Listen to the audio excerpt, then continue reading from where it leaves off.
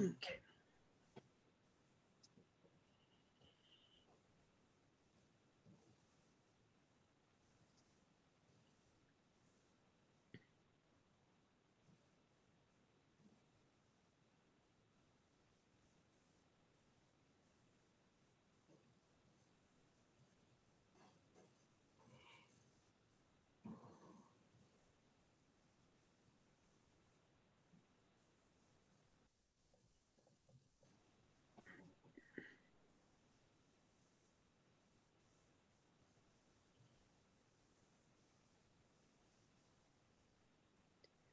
I want to welcome everyone who is currently joining today's webinar.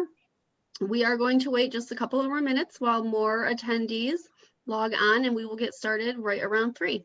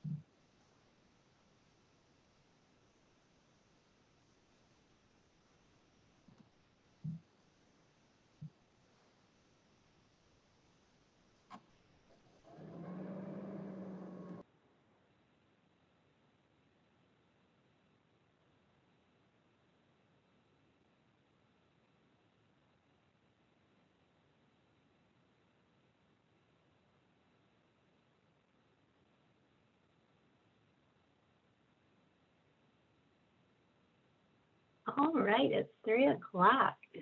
So good afternoon, everyone, and welcome to our MD-HHS monthly PCP webinar series. I want to thank you for joining today. My name is Morgan Vandenberg, and I'm the manager of our federal compliance section within MD-HHS in the Behavioral Health and Developmental Disabilities Administration. We are committed to providing ongoing support and guidance to our PHPs and CMHSP partners in order to establish and implement best practices across the state on a wide range of topics related to person-centered planning. So the intent of these webinars is to generally share information and establish best practices on PCP, but not to provide individual or targeted TA. So this month's topic is how assessments inform the planning process and will be presented by Laura Demuse. Some brief housekeeping. All participants today have been muted and videos turned off. The questions in the chat will be sent directly to the host, but may not be addressed during the presentation due to time. So any questions not addressed in that format will receive a follow-up email or contact after the webinar. Following the webinar, all participants will receive a link to both the information provided today and a recording of today's session. So without further ado, I will turn it over to Laura. Hi, welcome everybody. I'm glad you're joining us today, and we will get started. Maybe.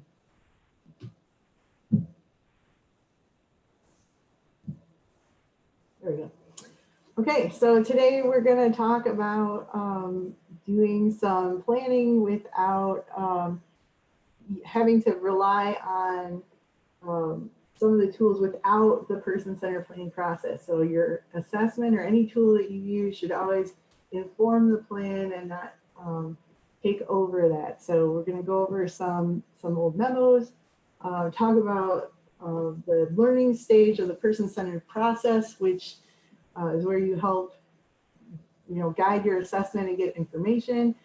Talk about what is a need versus a service, the actual assessment and documentation from that, and really how to understand what needs are, and then your documentation that ends up in your IPOS plan of service. So for as long as I can remember, there's always been the idea that you can use assessments and screening tools, but you cannot use them in any kind of arbitrary means to identify amount, scope, and duration. You can't use them to achieve budget reductions. You can't use them without using the person-centered planning process. And I made this a little, I'm not sure it's clearer to read, but it's at least a little bit bigger for you if I wanted to zone in on this part. So with regards to determining medical necessity, there is part of that assessment that it's coming from a professional and the recommendations, but without the person-centered planning process, you are not able to use an assessment to determine how much service a person is receiving.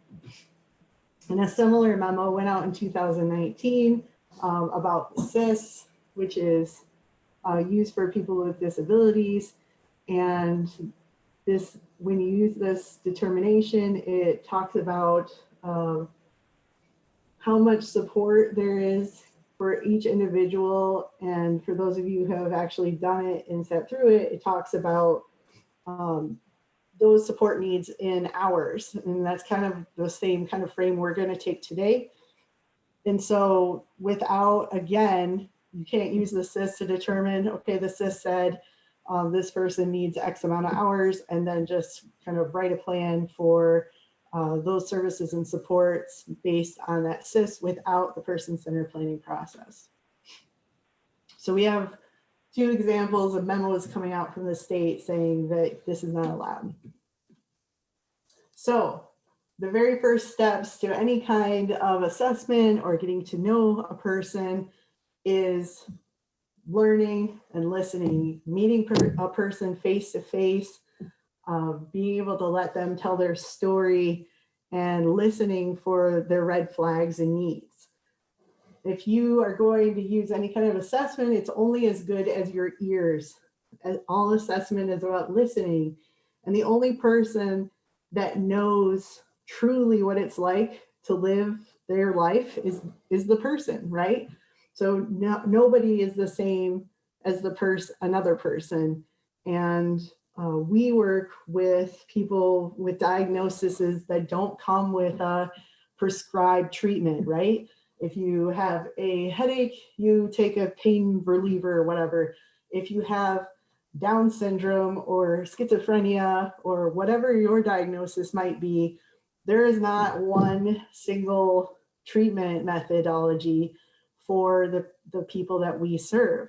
So it is very vital that every single person be able to share who they are, what's important to them, and let their needs come out of what matters most to them. So at this point in the game, you're not trying to really come up with answers or fix problems. You're really focusing on the person's experience and listening for what they identify as their needs. What's most important to them? What are they feeling? And so when we talk about the need for a tool, a lot of CMHs or PHPs are getting worried about scarcity. We serve people that use Medicaid, and that comes with poverty and all of the issues that comes with that. So when you live in a scarcity mentality, it's very natural for a person to, when they are able to get something, to want as much of it as possible. But that doesn't necessarily mean that's what they need. That's just the kind of state that they're in.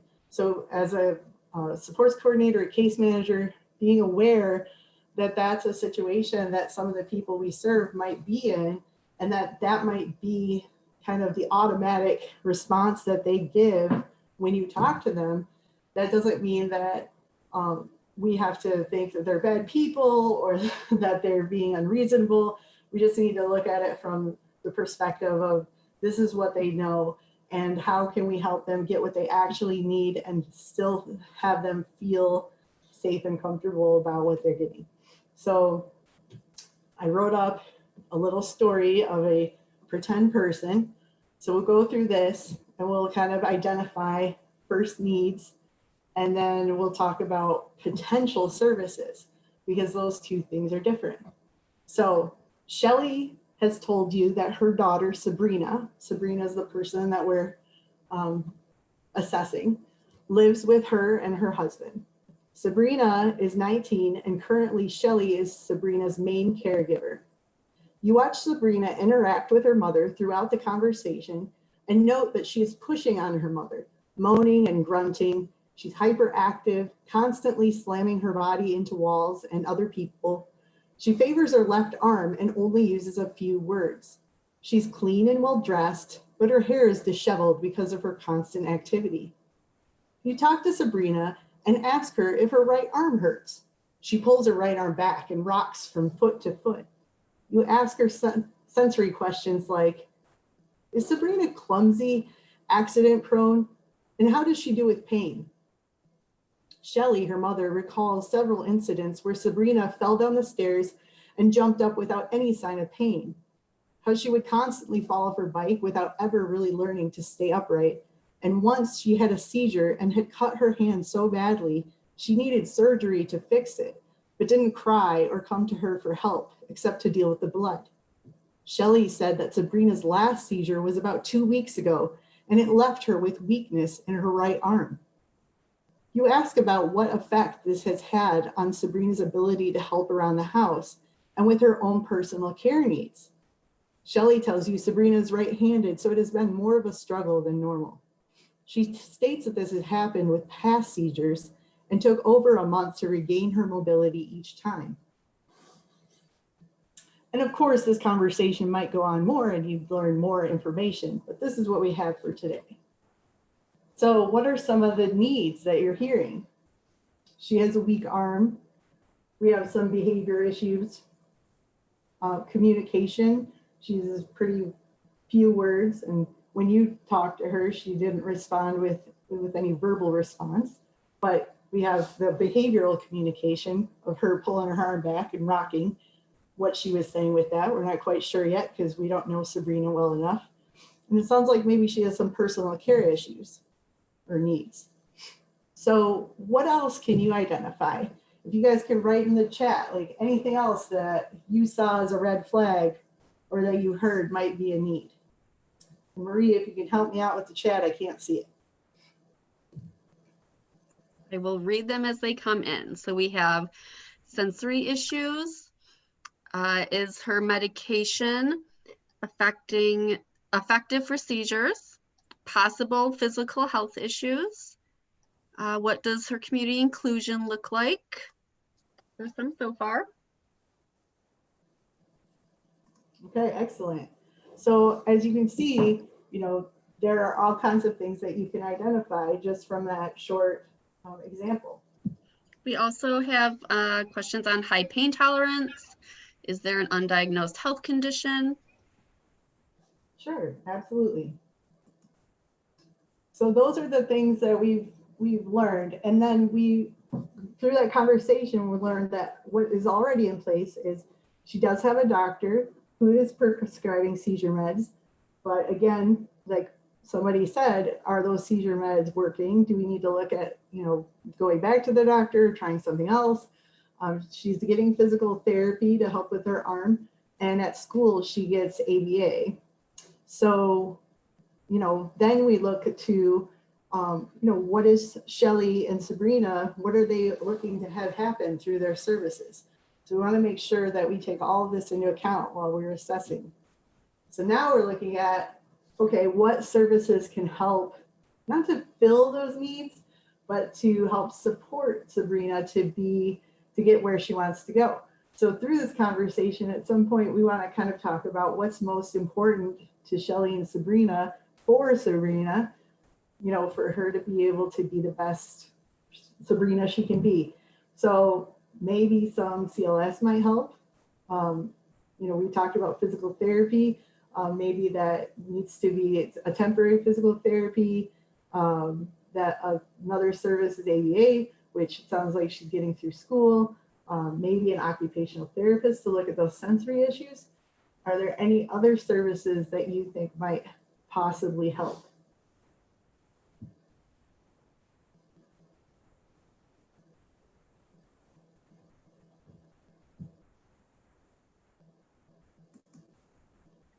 Somebody asks if we know Sabrina's dreams and goals for her life.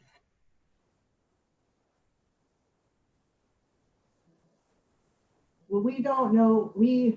If we were in person, I'm sure that this is something that would be coming up as we talk to Shelly, at least in a general sense.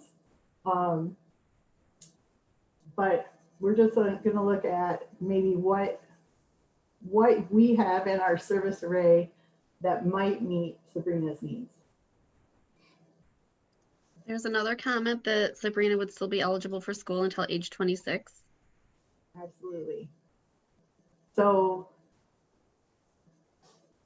no other services. And at this point, we're not really talking about to Sabrina and her mother about these services. We're just kind of keeping in the back of our mind, these are the needs that I'm seeing. These are the possible services. We have some more if you want me to read those out. Go ahead. So we have psychiatric services, connection with others, how may the pandemic be impacting her, potential respite needs, a couple of respite suggestions, a referral for home help from DHHS, considering other non-service supports to support her in the community, for example, by the community. And there's a question on, besides being active, what might her other strengths be, and potential environmental modifications. Awesome. See, you guys are great at this. All right. So you obviously have, some pretty good insight into, just from that little bit of information, kind of what we have for needs and what we have for services. So in the back of your mind, because you're, in the middle of the conversation and your job is listening more than anything else, you're kind of noting these red flags, noting the needs, and noting the possible services. So the next step would be, once you feel like you have a good sense of who Sabrina is, that you're able to explain, the service array for what her diagnosis is or what her eligibility is. I don't know if Sabrina would be on a head waiver or whatever, but or maybe she's some kind of EPS. I always say that wrong. The early screening, because she's under 21. But this would be where you explain what the different services are and the whole service array, and what your potential recommendations are, and then check in with Sabrina and her mother on whether those services would work for them or not. So we want to make sure that, if they're new to services, you're explaining how person-centered planning works, and what these services will mean for Sabrina, and that there can't be duplication of services. So for example, because she's 19 and still in school, anything that the school is providing, they wouldn't be able to provide within the CMH system. So that way they have the information that they need to make a service decision and really be able to get started with services.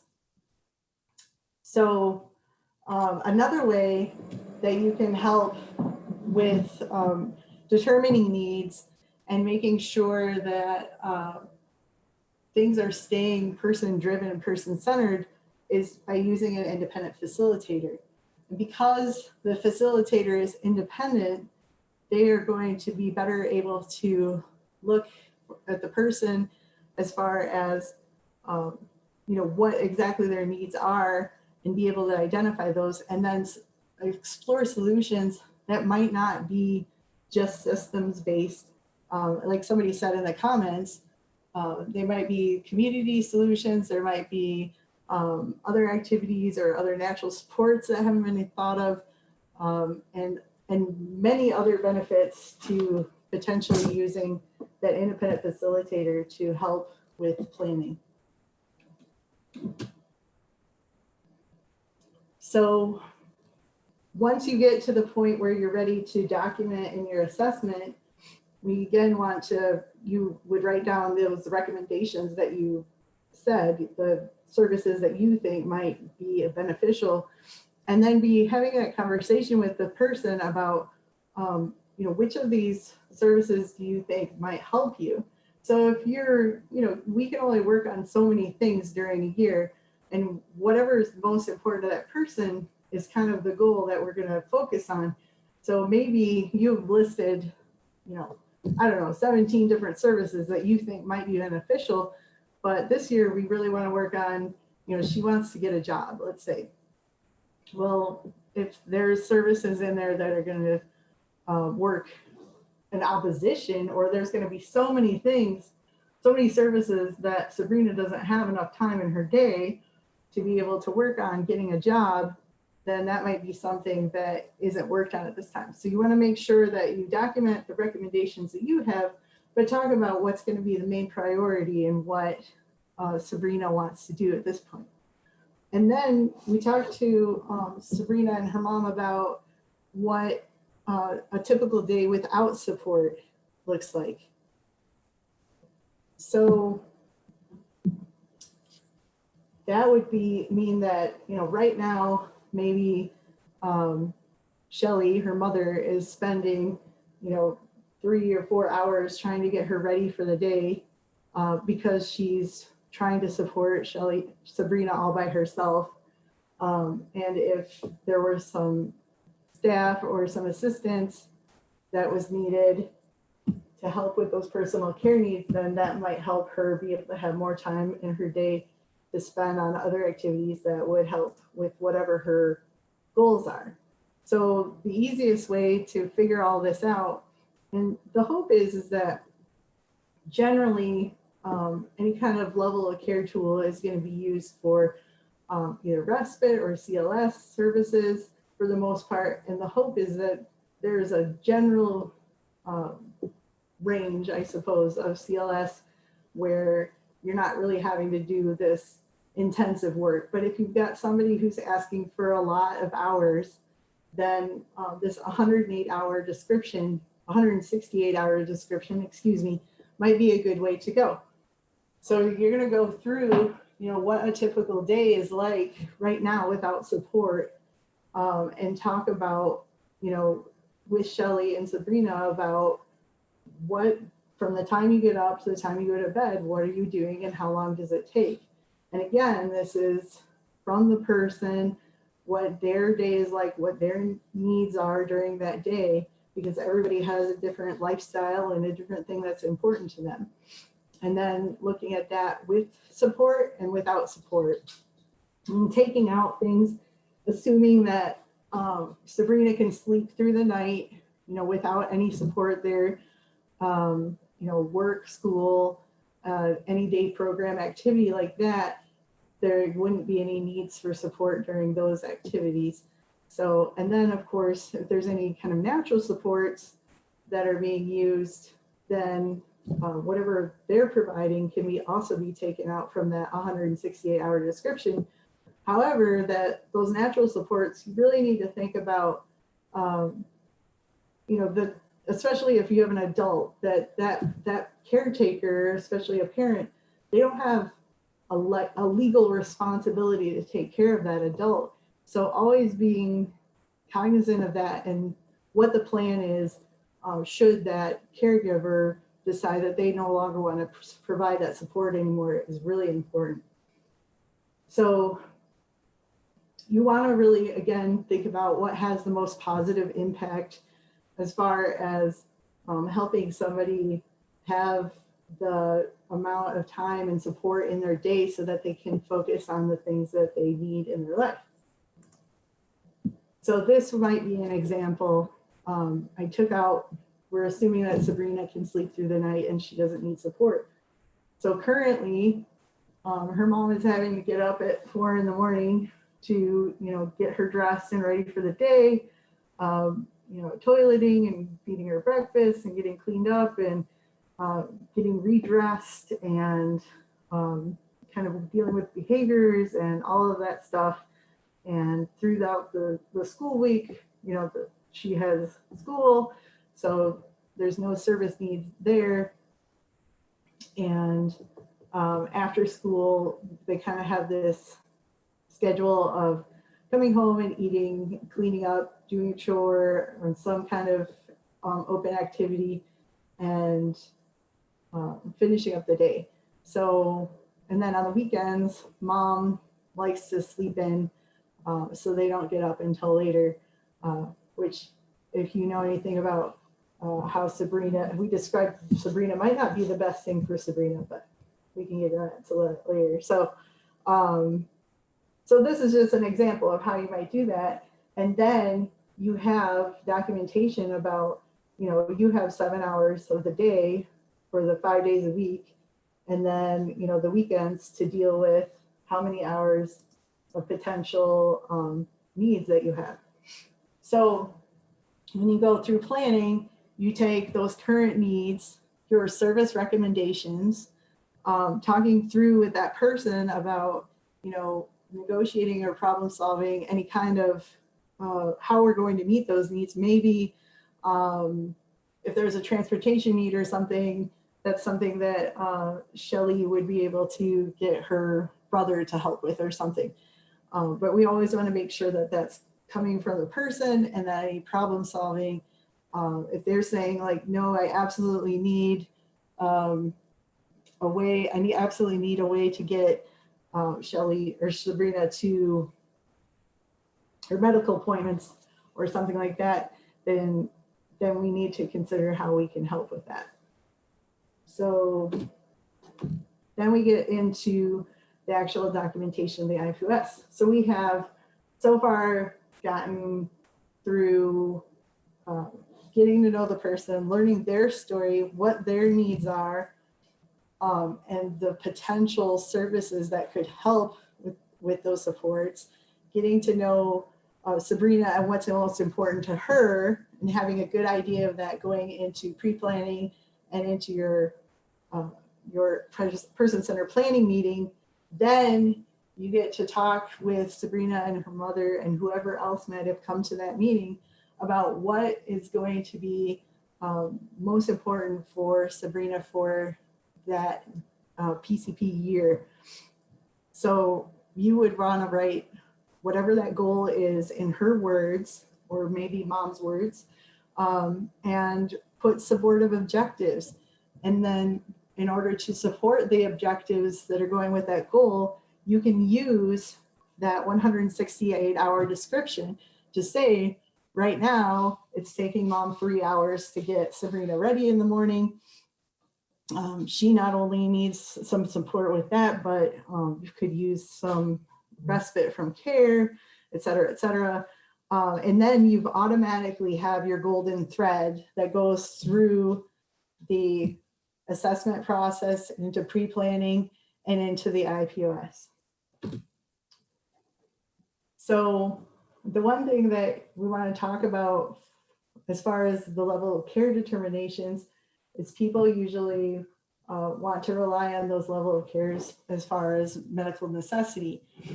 The language in the Medicaid manual talks about, in order to be medically necessary, it needs to be based on information provided by the person and other people who know that person well, based on clinical information, so from a healthcare professional, so that might be a VCPA, a primary care physician, et cetera, people that have done evaluations for that person, and based on person-centered planning. So the medical necessity criteria that's written in the Medicaid manual was written in this kind of vague way on purpose so that you could use this idea of, independence, productivity, community inclusion, and base everything in person-centered planning to really identify what's most important to that person and then back that up with services. So really you're trying to identify, like through this process, it's your job to interpret whatever the person is saying about what's most important to them and what their goals are, and interpret it into this plan. And then it goes on to talk about, the determination needs to be made by appropriately trained professionals with clinical experience. So that's your QIDPs or QMHPs, or maybe CMHPs, depending on the person, the population. And then made within the standards for timeliness. So you have your 365 days and all of that for your plan of service, and sufficient in the amount, scope, and duration of the services to reasonably achieve their purpose. So you want to make sure that the person driving the plan is talking about, like, I need how much they need. And that's where kind of that negotiation piece comes in with this. So if you have documented the need for that amount, scope, and duration that the person is identifying that they need, then you have this covered. And then you make sure that it's documented in the plan of service, and that makes it medically necessary. So the determination of need for services is always conducted on an individual basis. Any big kind of tool that you have is not going to give you the information that you need for an individual. And so using a different method for assessment, your biopsychosocial is going to give you enough information, or that CIS, to help inform that plan. And so I guess our next webinar is going to be about sharing some of the information and status, I guess, around the state. I don't know, Marie, if you want to jump in, because you described it a lot better than I think I am going to. But we're going to talk about some of the information that we've learned from the site reviews around person-centered planning and the data that's come out of there. So that should be a really interesting webinar by Marie Eagle. Yeah, so next month we are going to touch on some initial data that we're seeing out of the site reviews related to person-centered planning and the individual and families' experience with that. We're also going to present the results of the statewide needs assessment survey that we sent out related to training. So we'll show that data, and we'll talk a lot about how that is informing this webinar series and future topics for the webinar.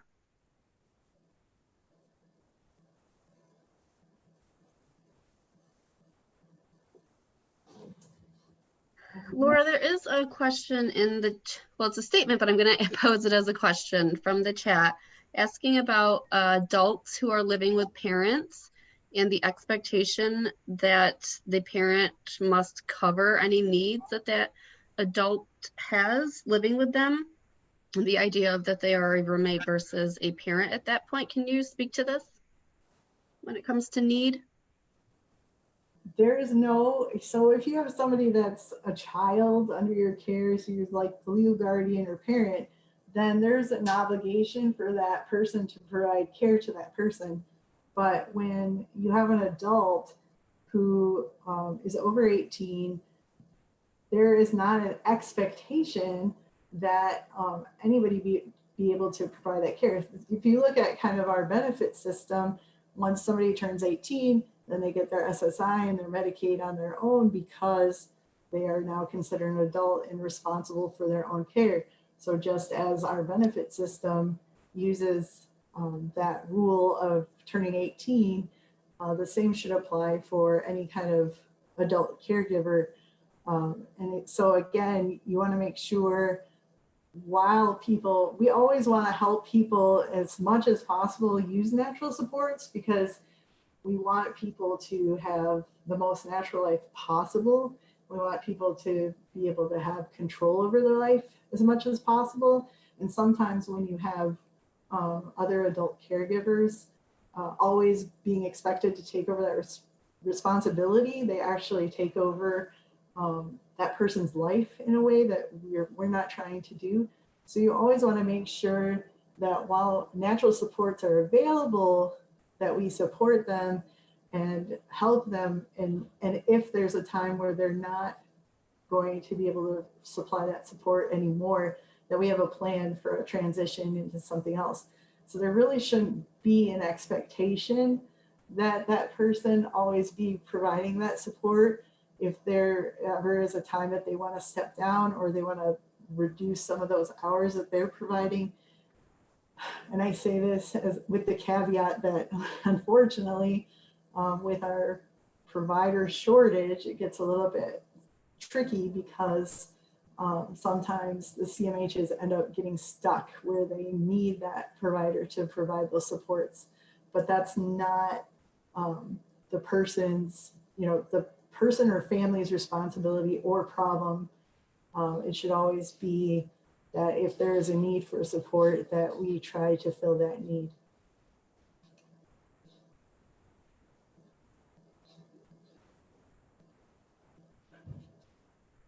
There is additional questions about the ability for parents who could be available to be paid support, and asking if there's no expectations that would be a natural support rather than the parent expecting to be paid to do things like the home help hours or the CLS hours instead of as a natural support person.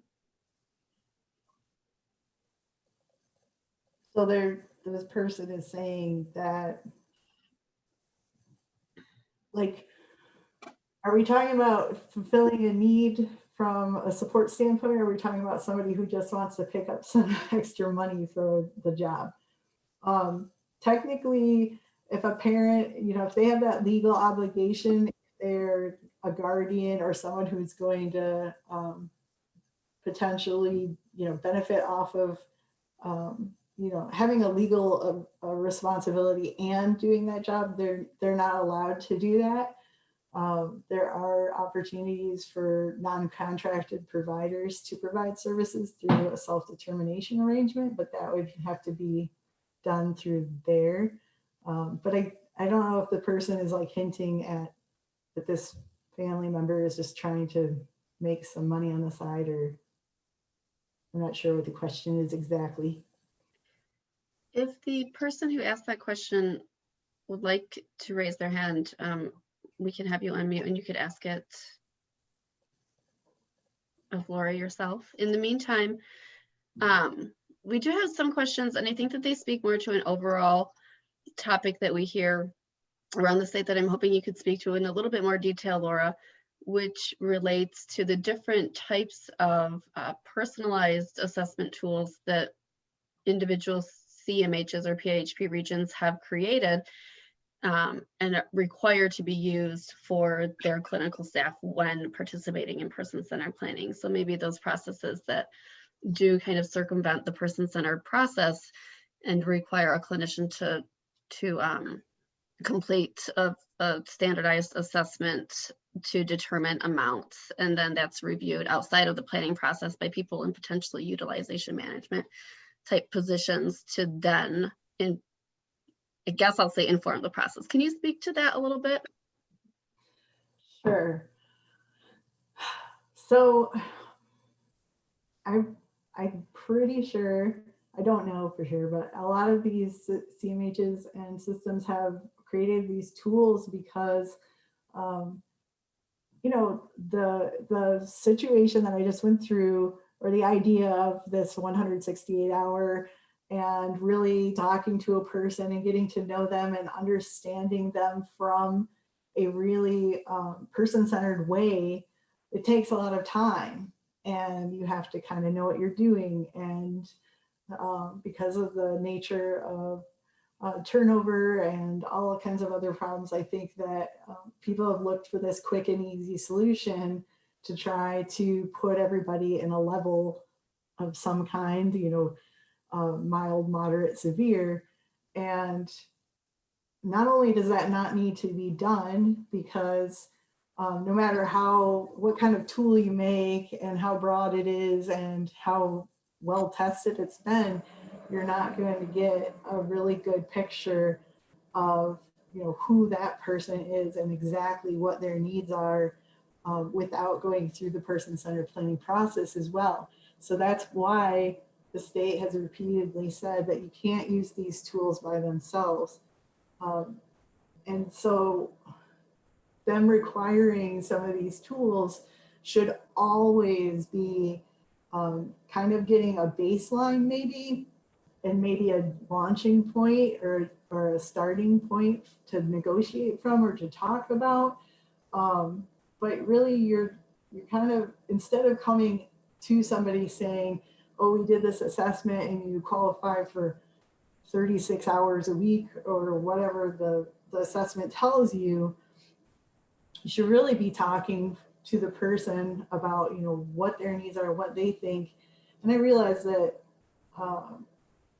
it's not a situation that everybody does every day. So they might honestly not really know what is the correct amount of hours, but you can go through with them and really talk about, wow, this looks like a really intensive schedule that you have here. And I worry about not only, your son or daughter's care, but, your care yourself and whether you're getting a break or not. And wonder if there are some services and supports that might help you or other community resources. So really having that real conversation, which again takes time. So it's absolutely okay to, especially if people are being made to use these tools, to get a sense, if you're new and you don't really, have a lot of experience being able to talk about these different services and understanding people's needs, it can give you a good sense, but it really should be a guideline and not a be all end all. It is not ever done without going through that person-centered planning process and finding out from the person what is mattering most to them and how they want to, fill that need or meet that need. It's all about that person deciding what's important to them, what they want to work on, what their goals are for this time period, and then the CMH providing and supporting that person to get there with those services.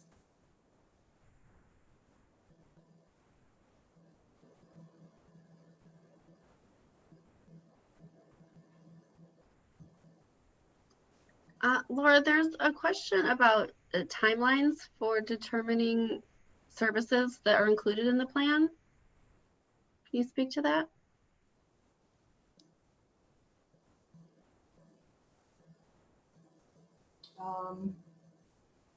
Do you mean timeline for figuring out what services need to happen by the time that the plan gets signed?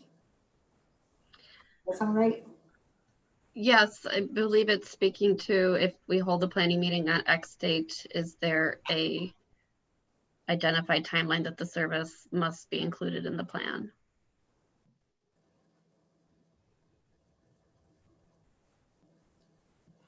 I guess I hear two different things. So we want to make sure that through those conversations, the recommendations of service needs that might come through, that we're talking to the person about the potential services and then letting them decide through that person-centered planning process what services will work and not work for them. And then once that plan is written, you would put in those services in the plan and in their amount, scope, and duration based on the conversations that you're having with that person. And then once that plan is authorized, I believe services need to start within 14 days of when it says in the plan that they will start. hopefully that answers that question.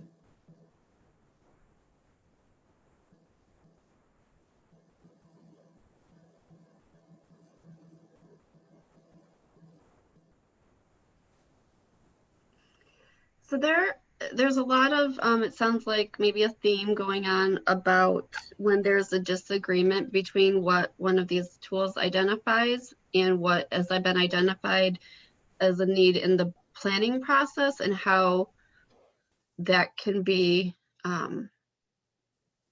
figured out. Right. And I'm assuming that's only when the person-centered planning process, the person wants more than what the tool is saying, I assume. So I think, again, you want to look at, do you have this documentation to show what the need is? So if you have, you know, and you always want to look at a person's life stage and what they would be doing. So obviously, a 4-year-old, for example, they're going to be pretty needy people, because all 4-year-olds are pretty needy people. You have to do a lot of things for them. And those parents at that age are expected to do those things. But you want to look at, for, you know, a 4-year-old with some severe behaviors, or a 4-year-old maybe with some disability, that you're able to kind of figure out above and beyond what the parents are having to do above and beyond that typical 4-year-old care. So you want to look at all of those needs throughout the day, and how much time is being taken without support, and then what kind of support and how much support would be needed to help alleviate some of that that need.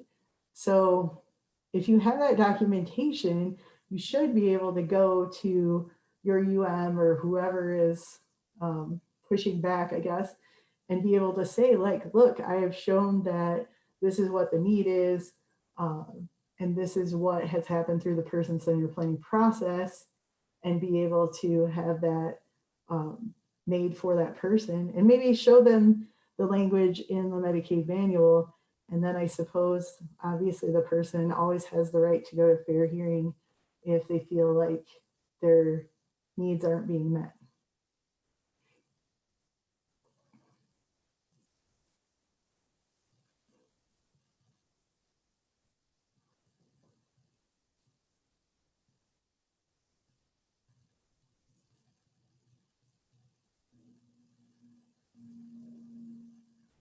Anything else? Well, we are continuing to get some feedback, but I think that that a lot of this is probably getting more into the weeds than this platform really allows for. So I just want attendees to know that we are documenting all of the feedback that we're receiving, and we'll review it following the webinar, and provide, again, a follow-up to those of you who don't receive one now. So Laura, I'll give it back to you if you have any more. All right. Well, my email is here if you need it. And I believe that Marie will be following up with you and me about any other questions. So if you need anything, feel free to contact us. And we look forward to seeing you on the 19th of January in the new year. Happy New Year, happy holidays, and we'll see you next time.